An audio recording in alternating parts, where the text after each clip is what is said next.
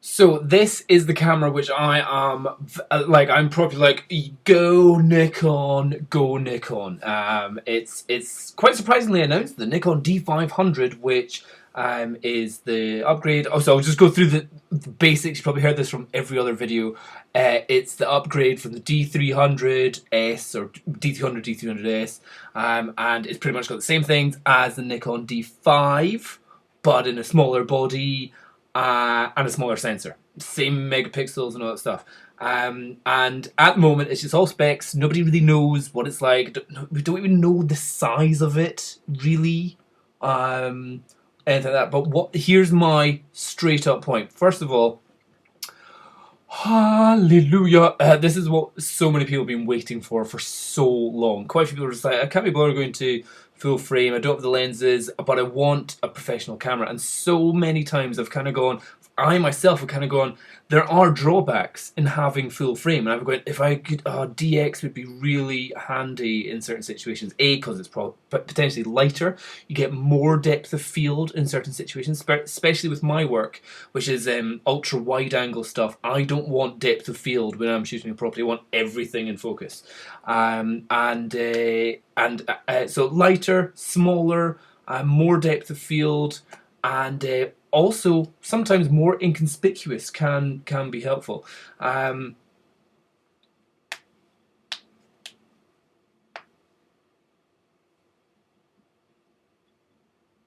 And potentially you've got lenses which are smaller, lighter, and if you're using the full frame lenses on it, which you can use the full frame lenses on it, you have less vignetting, you're more in the central sharp area, so your images are potentially going to be sharper, and sometimes less chromatic aberration and all that stuff. So generally, I'm a fan of DX. I currently have DX, the Fuji S5 Pro. I've got Micro Four Thirds, Panasonic GH4, and I've got the Canon 5D Mark II. That's it. And do I have anything else? I think that's all I've got at the moment. I think I've sold everything else. So I've got the range, and DX is a good range. It's a good thing to have. And I had the Nikon D300, loved it. Oh, it was my baby. I caressed that so much, loved it, took it everywhere. Amazing photos of everything. It was 12 megapixels. This one's 20. And it's doing like 4K ultra high definition video. It's got ISO, which is mind boggling. I think the D300, which I had, maxed out at ISO 3200. That was its max. I think I may not have even have gone that high. Yeah, no. Yeah, no, I think I went up to 3,200. And this one is going up to 50,000.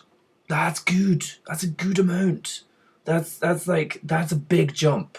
So anybody that's still holding on to their Nikon D300s or 300Ss, I was like, now's the time to maybe upgrade. But there's a problem.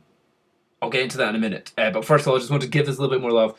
The reason why so many people are like, oh, we want this, even though the actual the Nikon sites suck ass so much. I just want to see an image of it. Okay, that's one image of it. That's another. Okay, flippy out screen, not a fan of that. Don't ever use it. But, it's a professional looking body. It's saying it's magnesium alloy somewhere. Does it say tech specs? Doesn't matter. But it's solid. I think it's only the top and back are magnesium alloy for some reason. It's got the proper dial at the top. It just looks properly laid out. It's just not a consumer camera like the Nikon D 5000s. Obviously, that's just for people who are getting into photography. 7000s were everyone's like, oh, the 7100 is like the replacement for the D300. Everyone's like, nah, it's not. It's not. It may have a better sensor, it may have a better processor, it may do video, but as a camera, as a thing, it's not. It's not a better thing. And this is like, oh, finally. Finally a body and a camera and a shape and a feel which is just not pedestrian. It's so good. So that I would not be surprised if there are many either sports or wildlife photographers that are in the Nikon range that are going, brilliant, I'm going out to, like, there's so many photographers that go out to Antarctica all the time and need stuff that can deal with the cold. Like, I've been there loads, and like I don't know a single professional photographer that's not been to Antarctica. But that's where you need one of these professional cameras. But so it's like, this is the body where you want pictures of polar bears. Take your Nikon D5 and bring this as your backup. Not just as your backup, but as your camera for going, I've only got my 600mm lens. I'll need to stick up my D500 so I can get an extra 300mm on it, so it's a 900mm equivalent lens kind of thing. That's where it is difficult, and it's got like 10 frames a second. So you're like, I will get that shot of that whale, the walrus, jumping through the sky that walruses do, kind of stuff. So yeah, I think this will definitely. I think the D500 is going to attract crowd from everywhere. I don't think it will reduce sales of people of the D5s, because that's a whole different zone. But I think people with the D5s will also get one of these. I think everybody who's like got a D7000 will be going, I don't have any lenses for full frame, but I hear this is a better camera. This is an awesome body, and so much about cameras are about their body and their feel, and that shape is good. But the big problem. Hold on, let me just see. Oh, it looks good. Yeah, looks good. I'm very tempted with this, starting at $1,999. Little bit, teeny weeny, itsy bitsy dot bikini expensive, and obviously that will drop very quickly. That's just the prices that they put on the actual Nikon site. If you buy it at that price, you have more money than sense. If you wait a month, then it will come down at good £300, or $300. But I would say if this, I don't think it's actually given a date of when it's actually coming out, apart from, hey, this is it. So I would say in the next month or two, because we've got to get the stocks out to everyone.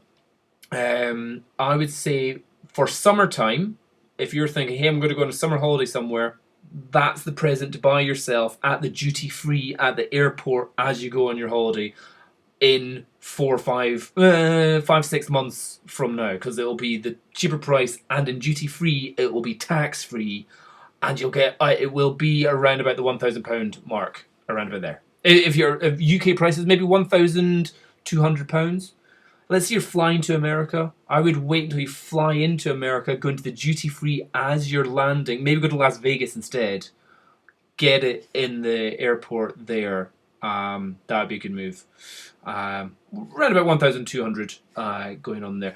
But still, right, need to get to the problem here. Problem just now is if anyone buys it within the next 3 months, before there's all the massive price drops, there's a bit of a problem, because it's a 20 megapixel sensor, smaller sensor, and for £769 you can get a camera which, although I find its buttons were diddy, far too small, fiddly, and its button layout pedestrian, sensor performance wise astonishing. The Nikon D600, the D610, and the D750, which were all the same sensor, astonishingly fantastic image quality that you would get from that. So if you're a one camera kind of person, it's a little bit of a toss up now of going, what do you go? Do you go for like ultimate image quality, like even like the D750? Although I don't rate it any better than the D610, apart from it's got a flippy out screen. I didn't like it that much. That one is £1,000, so it's half the price of this DX, and they're 24 megapixels, and they're on a full frame sensor, so they're going to have naturally lower noise on the image sensor from the outset, even before you compress it down. And when you compress it down to like a standardized image that DxO Mark do in their reviews, the full frame's going to hump it in terms of its high ISO noise performance. And in terms of price at the moment, it's a bit of a tricky one. So it really kind of, and like you can even get D810 for 1,600. So like if it's a case of I'm going on holiday next month, you can save yourself £400 and get the holy grail of astonishing super sensors. And the even better thing about the D810 is that it is a butt spankingly good body. Oh, it's a good body. So it's kind of like, oh, the D500 is a great body, and it's a fantastic sensor compared to other DX cameras. So if you're comparing the prices, now that's where you need to. So let's say I go to Nikon D 7200 body only, because obviously you're gonna have lenses. £579. So you could almost buy four D7200s, which have more megapixels than currently one D500. So you're getting a better body, faster frames a second, better weather sealing. That's a big one here. Amazing autofocus. Like this camera, I am loving. The autofocus seems to be amazing.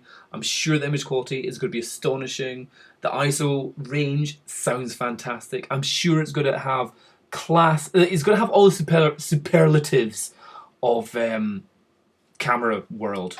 Class leading ISO performance, and the very first DX fully integrated 4K digital SLR super camera. You know, there's always like something there, the first of something in some way. In fact, maybe they've said it there.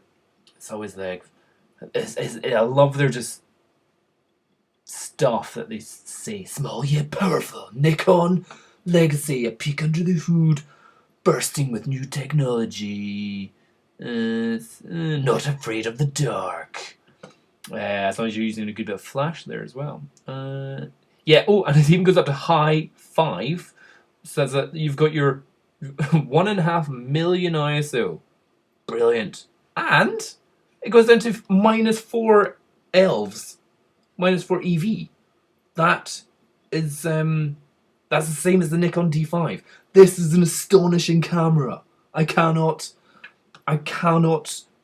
say bad things about this at the moment in terms of its spec and in terms of its body shape. I am big thumbs up for this. In terms of its price, it's got some serious image quality competitors, image quality and awesome body competitors. So if you're needing something, a DX, because you don't have full frame lenses and you need that extra depth of field and you need 10 frames a second,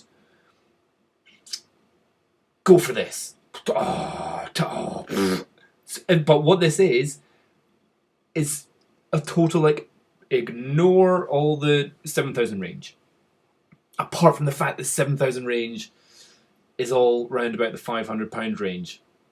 Like the D7000s are around about £500 in price, in British money, if you're watching from another country. Pounds sterling. That's a tricky one. So give it 6 months, and then we'll see where we are at it. And it'll also be in its third firmware update by then, so it should be working as expected. Cool. So check it out. Cheers. Bye bye.